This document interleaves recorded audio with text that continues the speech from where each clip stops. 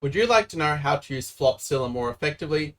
Hey everybody, it's Grandmaster Max Illingworth here, and also Merry Christmas to all those of you who are watching this video because around the time I released it. So yeah, the really nice thing with Flopzilla is it can be a really great way to figure out what range you and the opponent have and what that range on different boards essentially comprises of. So in this example, let's say that we are in the button and we've got the ace deuce suited here. Let's say ace of hearts, deuce of hearts. You'll notice I've clicked on the dead cards here, where knowing what cards they can't have will also impact the ranges that our opponents may have on the flop. Let's say that the big blind, calls, everyone else folds. And in this case, we can give a approximate range where let's just say that they are defending with the top, 60% of their hands for argument's sake. Obviously, they're going to free bet some of these hands. We can remove, let's say, aces, kings, queens, jacks, tens, ace, king, ace, queen suited. Remove some of these hands like this that they would, normally speaking, free bet. And then with this, we can then go to a flop and basically see how well the range that they are defending with connects with this flop. So in this case, let's just say that it's a rainbow board, that we have the queen of diamonds, the seven of clubs, and the three of spades here. So not the most connected board you could possibly imagine. It would be less connected if there was a two suited, because it's true that when you look at this board, it might be very easy to think, okay, they're going to have a lot of gut shots, like some 6-4, some 6-5, some 5-4 that called against our button raise. We'll just say it's 2.5x here for argument's sake. But looking at Flopzilla, you can see that actually their range of gut shots is actually relatively small. That it's only 7.75% of hands. Being those, as mentioned, 6-5, 6-4, 5-4 hands, and okay, they've been including the offsuit hands here, but in practice they may even decide to fold these hands in reality, which would then make their range of gut shots even smaller. So obviously, the range you put in is going to affect, the results you get in turn. But when you look at it, you can sort of see that most of the time the big blind has missed this board as such. That in this case, there are also different features as well, like you can sort of, click and unclick these things to see like how much of their range consists of different types of hands. So in this instance, we can kind of see that basically 15.3% of the big blind's range is going to be essentially top pair or better, or this does include, well, there aren't any open-ended straight draws on this board, but basically in 15.3% of the time they're going to have top pair or better at this point. That they're not really going to have any overpairs, because they would free bet the aces pre-flop. They're not really going to have any two pairs, any overpairs. They're going to have very small percentage of two pairs here, because they basically would need to have like queen 7 essentially, because 7-2 is folding. Okay, you have queen 2 suited calling, but even that, it's sort of a bit of a question where they would actually call this in reality, but we're just using a sort of 60.1% big blind defense just for argument's sake here. But you can see that their range of like strong hands is very small, but their strongest hands are generally going to be a lot of the king X, they're defending all of the suited kings, which is kind of normal in this situation. And also it's true that when we have the ace high, it also means they're less likely to have ace high. So we can see there's only 15% of ace high, because there's less combinations of them when we've got an ace in our hand simply. So that sort of means that, since the big blind has basically missed this board the vast majority of the time, well, not the vast majority, but let's say most of the time, as it were, it means that it allows us to basically kind of fire quite widely from the button. So in terms of, our range is also going to be kind of tighter than this, so the big blind's defending range is going to be, wider than the button's raising range as such. But let's say, if we do take the button betting, it kind of, like, let's say that they bet 33% pot on this board, just for argument's sake. Well, what would be the range that, the big blind has to defend in this instance? So basically, if you look at it in terms of the minimum defense frequency, well, in that case, basically, well, if they're betting 33% of the time, it only has to work as a bluff, a complete bluff like 25% of the time. So that would mean that the big blind technically should actually be defending around 75% of their hands in order to not get just completely exploited. So it also works that way, right? Like when they bet 33% pot as such, then they're putting in 33, in like let's say 0.33 into 0.133. So you need to have like those odds of winning it like 0.33 over 1 for 0.33 in order to be able to to be able to sort of to have the right odds to continue, as it were. Um, Actually, I'm thinking if that's actually the case. Like, I think actually the range we need to have is like 66%, actually, if I remember it correctly. So yeah, let's make say that for the top 66% of the range, well, what exactly would that look like? If we include all of the hands that are just like that they continue just with a pair or better, they're still only continuing with 37.5% of hands, which means that they're still going to be way over folding in this instance. And if we take like the weak pairs as an example, you can see that's basically like pocket twos and better and this sort of thing. And okay, you could also include some other hands, like you could include some gut shots as well to defend with. And I mean, the gut shots, there's probably a good chance that you would raise with the gut shots, especially with some backdoor flush draw as well. Those would be sort of logical raising candidates to raise kind of the bottom of your range. But even if they do call the gut shots, and even if they do call with ace high, you can see that's still only 60.3% of hands they're defending with, which isn't really the the level that's sort of needed, let's say, to get to the to defending with like 66% of hands.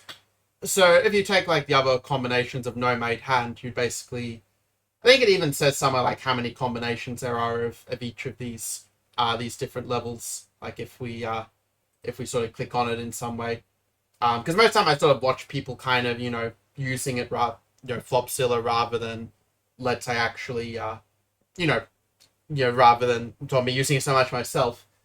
But yeah, if you look at this, I think I even have some details here. I have to admit I don't entirely understand what the hotness factor actually means, so I never really looked at it as such. But it sort of shows, like, it actually explains it, sort of shows how the equities are going to be affected. That at the moment, with the big blind calling with this range, like the equity range is 57.534, and the equity hand is going to be like 42.66%, and I can see actually those two combined, it comes to 100%. So it means that basically the big blind is sort of slightly behind in their calling range compared to the button, but not sort of massively behind in a way. I guess part of it also because the button does have the nut advantage, like they have the the pocket kings and the and so forth on this board. So pocket queens, I should say. So and also they all have the overpairs, so it kind of makes sense. Because the button's raising range is uncapped, as it were. So in this case, if you're going to sort of make what the range is, you can also like remove some of the hands to kind of get to the range that they're getting the turn with. I think there's even a way you can do this in, I think if you drag this okay, so this is removing the top hands in their range, so that's how that aspect works. But yeah, in this instance, just wondering if I'm able to drag this at all, but it just resets it like that. So you can see I'm learning as well how to how to use some of these features at the same time. But yeah, if you sort of look at their calling range at this point, I can sort of break it down and kind of say that they're going to basically, well, let's say we include some of these overcards like the King Queen suited, King Jack suited, Queen Jack suited, basically including like the sort of suited broadways with a backdoor flush draw that aren't already paired. So it'd be quite a bit of King X that would be basically flatting in this spot. Also, some and leaning more towards a backdoor draws in that respect, but still not a lot of combinations. I mean, it's only 3 combinations for each of these, but if you did include all the kings, I think it would get you to that level as such. Kind of wonder if there's a way to be able to drag this so it shows the top like 67% defending hands, and there probably is some way that I'm just completely missing, but okay, that actually might be the way to do it. If I make it 70% of hands, okay, it didn't work quite the way I was hoping for, but Yeah, that's kind of what I was going for there. So 70%. Okay, there's probably something obvious I'm missing, but yeah, we'll do it just manually for this one. So if we kind of like remove the sort of hands, like let's just say we just untick these. So basically, what would our calling range kind of look like in this case? Well, we can sort of start by figuring out the hands that, are going to sort of raise as such. And, basically it'll be raises for value and raises as bluffs. So we would be raising, some of the Queen X. I mean, it's obviously given that we're raising sevens and raising twos here, especially since we're not blocking top pair. So those ones would kind of go out of the continuing range for the big blind in this instance, in terms of just flattening the 33% C bet. And also we would be raising some of the Queen X as well, probably especially the ones with backdoor flush draw, I would say. And there are like, free combinations of, of those for each set here. So it means we can probably like remove some of the, the King X, maybe in a bit of the offsuit as well. So those would kind of also go into the raising range. If you have like Queen 7 as well, Queen 7 is kind of interesting because like you are blocking a bunch of different flats actually. Like block a lot of the calls for top pair when you do have like Queen 7. So that's one that might maybe mix a bit between, raising and just calling. But for argument's sake, let's just say that Queen 7 is calling and that, they don't have 7 deuce in their range, but we can say that, Queen 2 will raise in this spot.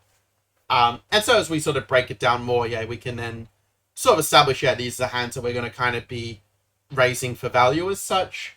And as mentioned, we're probably going to be bluffing with the gut shots where, sort of in this case, you sort of want to have like a sort of decent balance in your bluffs versus your value bets. So if we sort of count the combinations, like as, free combinations of sevens and deuces, that's 6 combos. And with these two ones with a backdoor, that's another 9 combinations of King Queen suited, King Jack suited, and King 10 suited.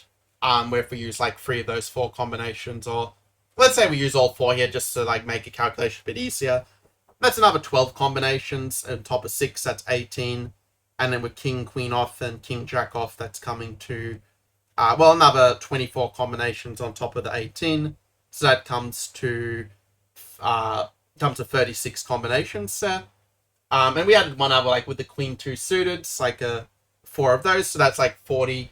So if we're looking like for the bluffs, we're basically going to have like 20 sort of like raised bluffs to check raised bluffs to kind of balance that in the big blind.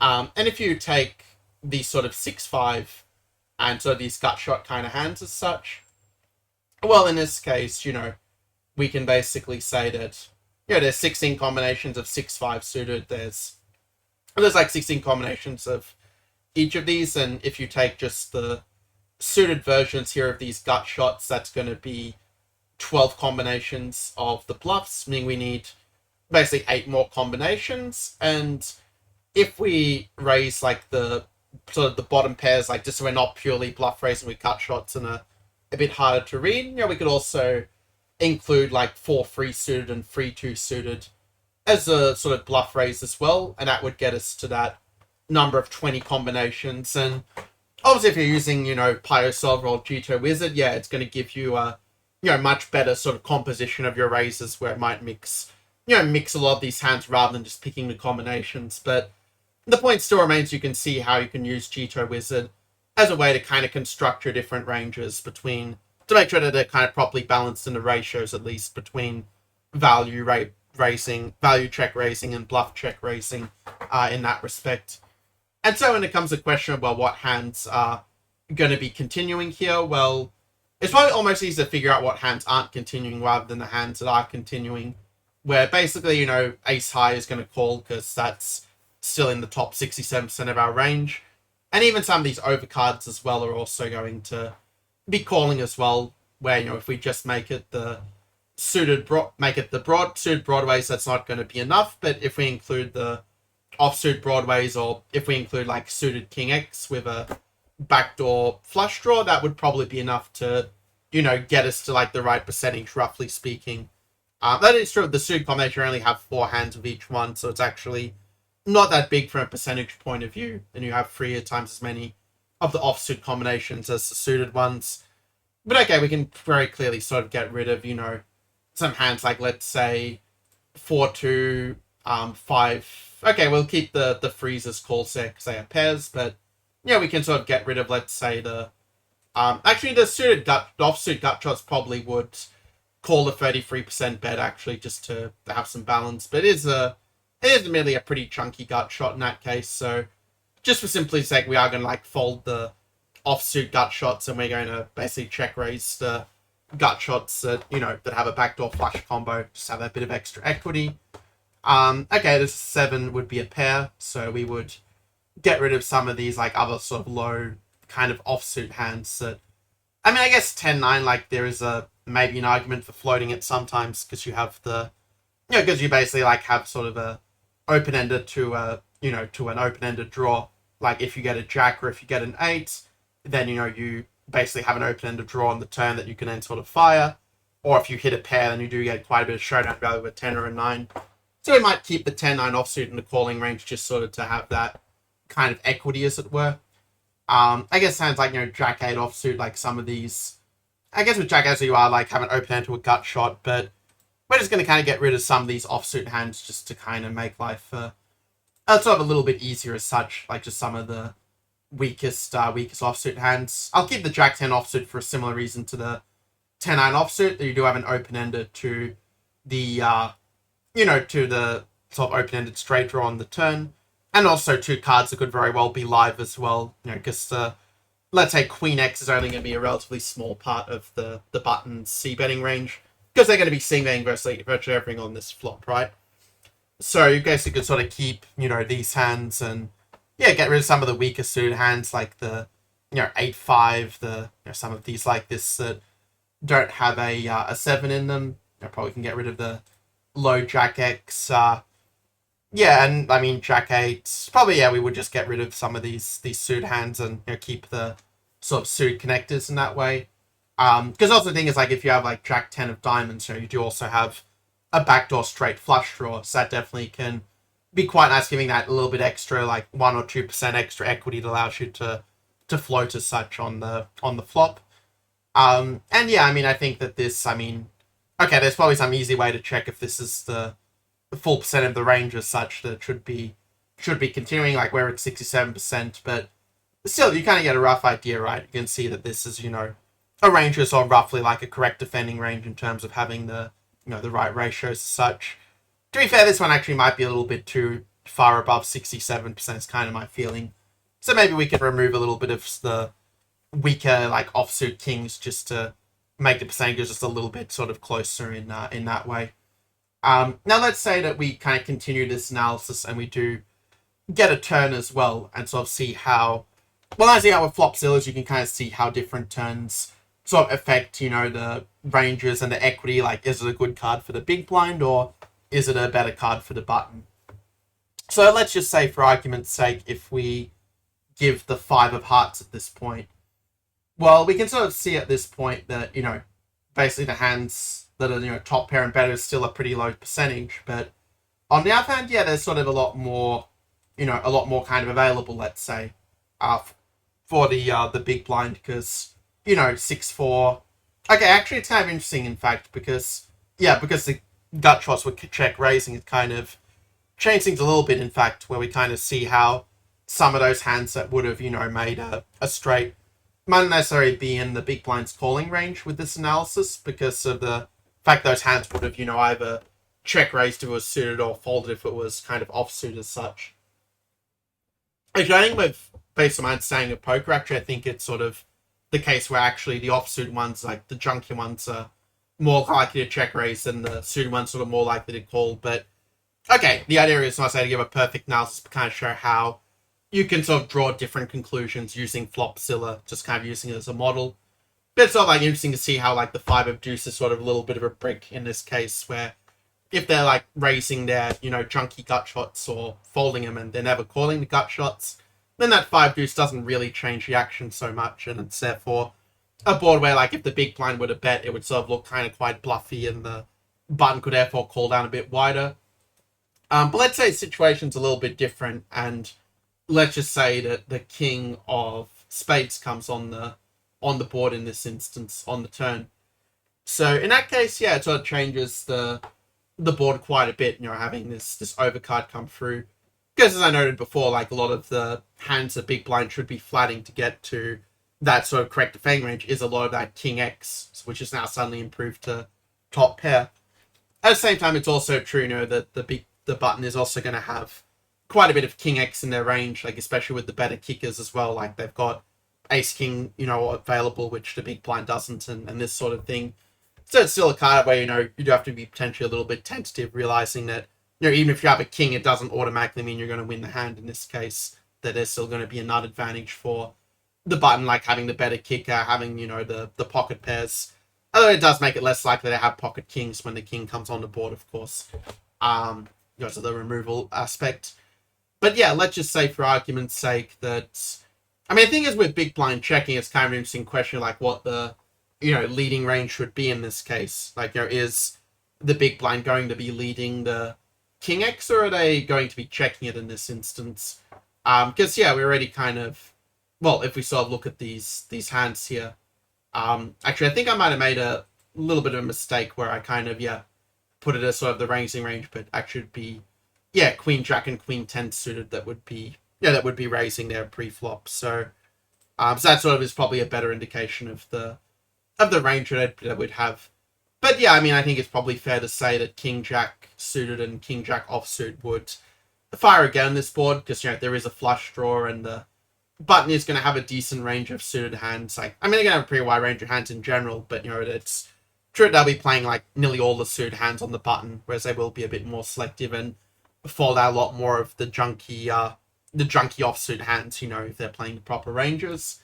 So it is a case where you definitely can fire out, I think, on the King Jack suited. I mean, it makes sense, to probably fire some of the weaker top pairs as well, like both for protection and also to get value as well in a way. Because when you have the top pair, you are blocking them from having top pair in a sense. So if you're looking at kind of what range would continue, like I think the value range for big blind to bet would be, a lot of the King X. Like I think that the weaker King X, like King X 3, I guess is 2 pair now, so it makes sense that would fire. But hands like King 2 suited, King 4 suited, King 5, King 6 suited, like these hands kind of, also kind of block some of the bluffs in some respects. That is true, we did say before that in this example, the gut shots were, not just flat calling from the big blind. So, but still the point remains those are kind of hard. You kind of would want the opponent to have more. So there is like some merit, I think, to checking like the Kings, these sort of offsuit hands, maybe checking a bit of like King 8 offsuit, King 9 offsuit for a little bit of balance potentially as well. Obviously, what suit you have, like whether you have the flush draw or not, also will affect like how you continue with some ranges. But in terms of bluffs, we might say that, a lot of the flush draws might continue, like those sort of, kind of like 9-8 suited with the club, or the spade rather, the 10-9 suited with the spade, the Jack 10 suited with the spade, even, the freeze with a spade might also turn a hand into a bluff and potentially bet as such, realizing, that it's not such high chance will be good at showdown. Then, if you bet and they call, like you have limited showdown value, so you kind of know that you can turn like that bottom pair into a bluff potentially, even if the flush draw misses as such. So if we sort of look at that, like just kind of thinking of what would be the hands that big blind would continue with, like it would lead out. For this argument, we can say that, let's just say that King Jack are both suited and offsuit's going to continue, that, the King 10 and the King 9 is very likely to fire. It's not really like, I think there is a way you can set this so only the flush draws are sort of continuing, but yeah, I haven't really used Flopzilla enough to be sort of sure about that. Yeah, I mean, we can say that, the King 7 suit is going to fire, and the 2 pair is going to fire, like both for value and also to deny equity from flush draws as well. So you can take out King 7 offsuit as well. So those would be likely the value bets. I mean, I think that a queen is just going to check here in general, and a what's it called? And yeah, there's some other hands are also going to continue, like some of the are going to lead out, like the bluffs are going to be, so some of these suited hands as mentioned. I'm not sure what offsuit hands would bluff, like maybe a bit of ace X with, let's say, the ace of spades might potentially lead out here in the big blind, sort of with the plan of kind of bluffing it off again if if a third spade comes because you have a nut flush blocker. But but that's admittedly not such a big combination of hands. So for this one, we can just say like some hands like ace, deuce off, and ace four off that just have very limited showdown value. We can just kind of make those the bluff, just to kind of make sure that the amount of hands like of bluff to value is kind of about right as such. Also, yeah, kind of some other ones I mentioned as well, like some of the suited ones where for this one I'm just going to use like some of these hands as leading out just for, actually not the sevens, these ones for argument's sake. So when the big blind checks, we're basically sort of saying that their range is going to be somewhat capped where, yeah, they're still checking back some top pair to protect their checking range so that, the button can't just like fire out with any two cards on the turn and then jam the river.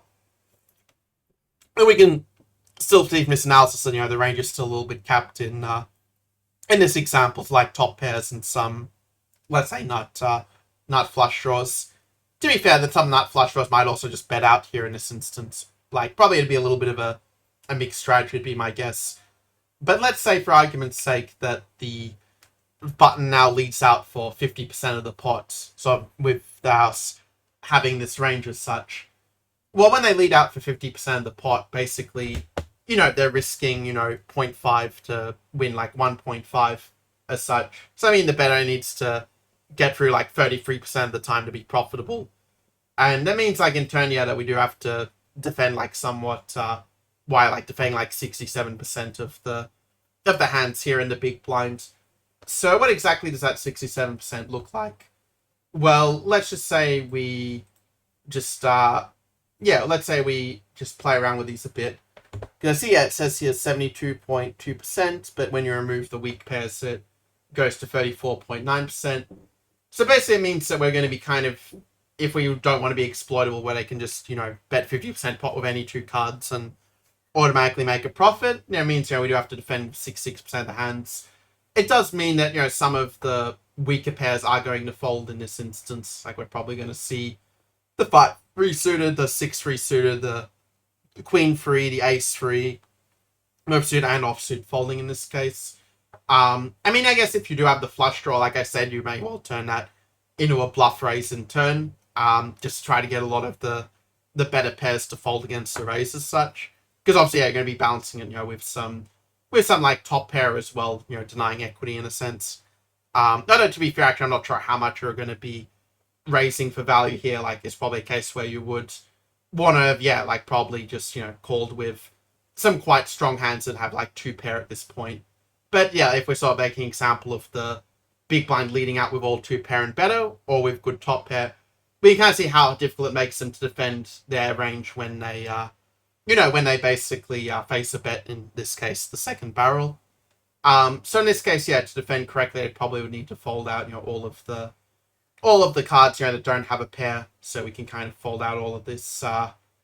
Let's see. So kind of like basically it's folding out all the ace high that doesn't have a flush draw as such. So for this one, we can kind of just remove. Let's just remove these ones here just to get it where it's kind of roughly the right amount of hands to that would sort of continue in that respect. To have that flush draw in hand. And obviously, yeah, if we'd had like the ace of spades in our hand, that would be quite a big blocker. But as happened, we kind of unblock the flush draws without holding in the button in this instance. But yeah, they'd be folding these weak pairs. They'd be, folding out the offsuit overcards. Maybe there's a universe where like some of the ace of spades with like a non-spade card might then raise a bluff. But for this case, we'll just say they're all going to be folding, and like a king x kind of made top pair, and there aren't really any sort of I guess a jack 10 offsuit is kind of an open ender in this instance. That's another hand that might go into the bluff raising candidate.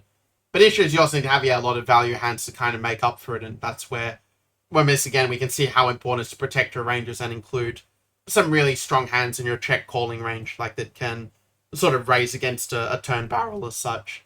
But in this instance, yeah, we can sort of say that, some of these hands like, 10-9 offsuit. I guess 10 offsuit is an open-ender, but it's not really getting good enough odds to continue. So rather than sort of thinking, okay, can we turn to a raised bluff, we're just going to fold it here just for argument's sake. I mean, also if you take the sevens, I think if you fold out the threes, you do have maybe a good enough like range to continue. Well, we can sort of see like with the weak pairs, like it sort of really makes up the majority of our range in this case. So we probably would like get rid of some of the weak ones, like maybe some 7-5 and like 7-6, like just getting rid of like a few of the really weakest hands that don't have the flush draw, just to kind of get the to get the range a bit more balanced. But something like this, and yeah, I suppose it's true would be folding out this some of these hands as well, like the under pairs to the 7. So in the end, yeah, we'd probably have a range like this would sort of be our defending range when we when we sort of call on the turn the big blinds. Now, just to make it interesting, let's say that the river is like a very wet river, like a 9 of spades in this instance.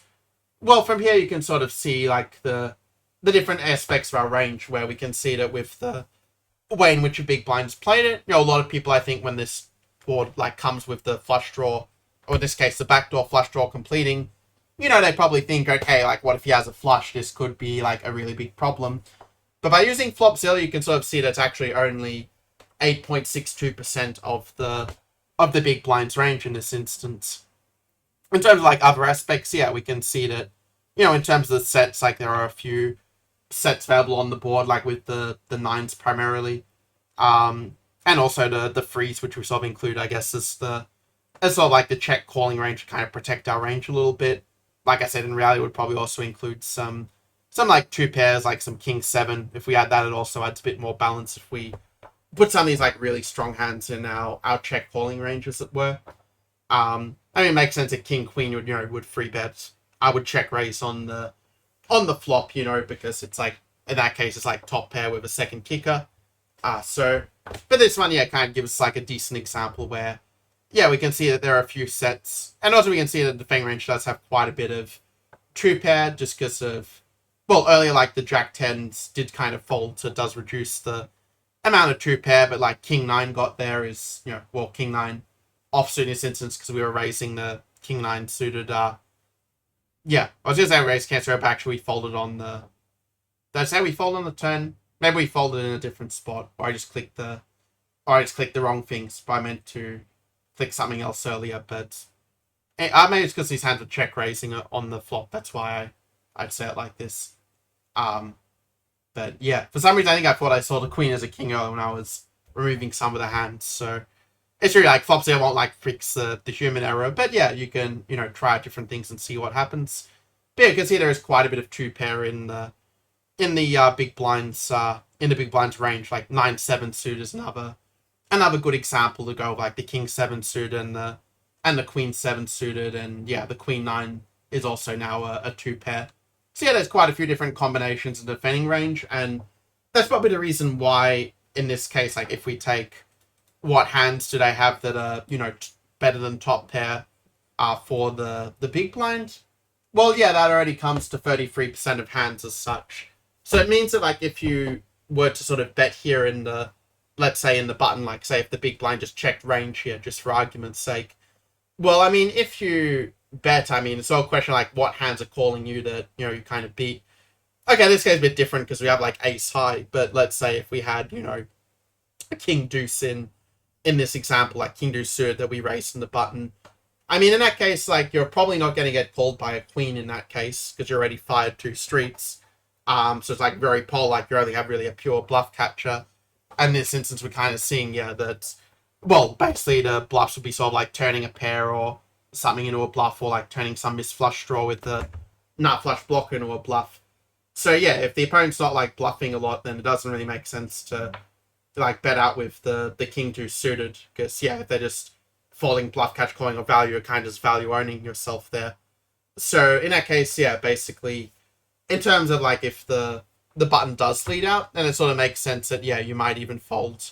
Like if they're bluffing quite a bit, yeah, you probably would call with some like good bluff catchers, but if you have like not a good bluff catcher, you might even potentially fold some like second pair, like the queens against so much, maybe even some king X as well, like some of the weaker aspects of it, and then sort of like raise with like the 2 pair, like, or better hands. It makes sense obviously like you'd raise with the flushes in this instance, but yeah, it's kind of interesting to see like how the ranges sort of change as you go down each street, where if let's say the button were betting, let's say that the button bets pot in this instance, like just to pick a really polar sides. It's kind of a case, where to bet with betting pot, like the bet only needs to work, 50% of the time as the button, because you're risking, 50% to, well, you're risking like, one pot to win sort of, what you put in and the extra pot. So it's like 1 out of 2.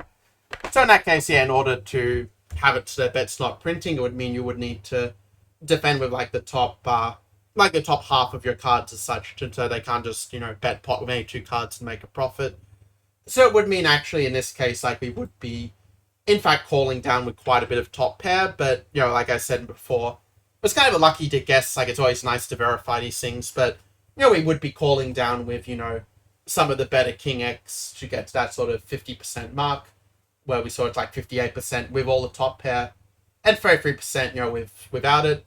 So this kind of like assuming that we're just doing it purely on the percentage, but means you'd probably call like your king jack, it's obviously assuming you don't have a flush already, but yeah, having well, I guess you can't anyway with the king X suited, because the king of spades is already on the board, as my table starts doing some really funny things.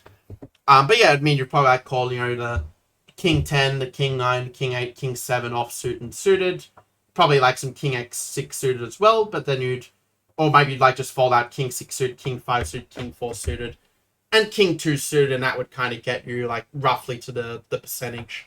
I guess king 7 is kind of like the indifferent point, where it's sort of indifferent between calling and folding, and it might depend on like your suited blockers, like whether you have a 7 of spades might then lead you kind of more towards calling because they have less flushes, whereas if you don't have the spade, you might lean more towards folding in that instance, because you kind of don't block their nut hands in a certain sense, like the a7 of spades and so forth. So yeah, and I guess there's also like other more advanced aspects you could look at as well, because if they know that you're only meant to be calling with like this range of king 7 or better, it means if they're betting like worse than king 7, they're kind of basically betting as a bluff in a sense, or just make a polarization error. Whereas if, let's say, they're betting with 2 pair or better, it kind of makes sense they're betting for value, trying to get a top pair to call. But a way in which you could then counter that strategy would be to sort of add some bluffs of your own, where, okay, in this instance, we kind of removed the ace, the ace of spades, offsuit hands as bluffs in this instance, sort of saying that we kind of would bluff some on the river for argument's sake. But you could definitely imagine, for example, we're not just going to be raising with like the flushes and the sets, trying to get value from the 2 pair, or potentially from weakest flushes if we have the nut flushes, as it were. But also, there's also a case where we can try to bluff raise, trying to get some of the opponent's better hands to fold. And some of these hands, like let's say like 8-7 suited and 10-7 suited, Jack-7 suited, can be some potential candidates where, on the one hand, it's sort of not ideal, I guess, to have the Jack-7 suited or 10-7 suited, because you are sort of blocking the... Actually, to be fair, you are kind of blocking the straights that got there when you do have that. So actually, it does kind of make a logical sort of blocker when you block the nut straights. So there's definitely like hands like 8-7 suited, 10-7 suited, Jack-7 suited. There can be some logical kind of bluff raises to include to sort of balance with the the value hands.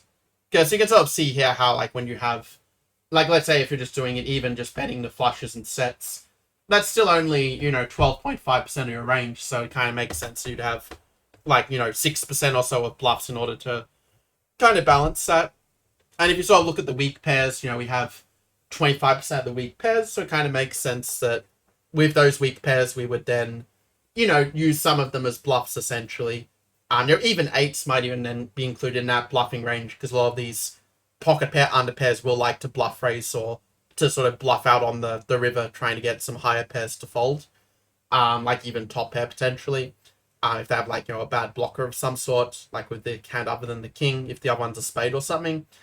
But yeah, basically that sort of shows how, like, if you added these, I mean, you wouldn't get to 6% just by adding 8-7, 10-7, Jack-7 suited and the 8s, because that's only 12 plus 6 equals 18 combinations. Whereas I think if I click this, I can actually see how many combinations the value is, so we can get the balance right. So if we're betting the sets and better, that's, if we take combinations like seeing the hearts, seeing the spades, yeah, it's only, one combination as such of each of those. So it's like 1, 2, 3, 4, 5, 6, um, 7, 8, and 9 there. This is not including the 2 pair. And then for the 9s and the 3s, that comes to how much is it? Yeah, it comes to, sorry, I just lost track of the math for a sec. So it comes to like 10 plus, is that right? Yeah, 10 plus 13 plus 16 combinations that are basically value raising in this case. So it'd mean that in order to have the right balance, we would need to basically have, some other hands like included in there as well as bluffs. Oh, I said like 18 before. No, 16. So it means we kind of need 8 hands as bluffs. And okay, it's true that, with these suited combination, one of them is the flush. But let's say if we include the non-flush combos, well, that's 2, 4, 6 combinations. It's, 3 more combinations with the 8s. Actually, no, it's 6 more combinations with the 8s.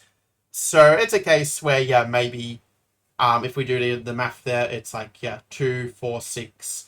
So that's 12. So it's okay. It's like a little bit too many combinations. But let's say if you remove the Jack 7 suited as sort of a bluff raise, then you would sort of have about the right amount with 2, 4, plus 6 at around 10. So you can sort of see how by using Flopzilla just makes you a lot more comfortable figuring out what sort of ratios you should have in terms of hands you defend with versus hand you raise versus hands you fold as such.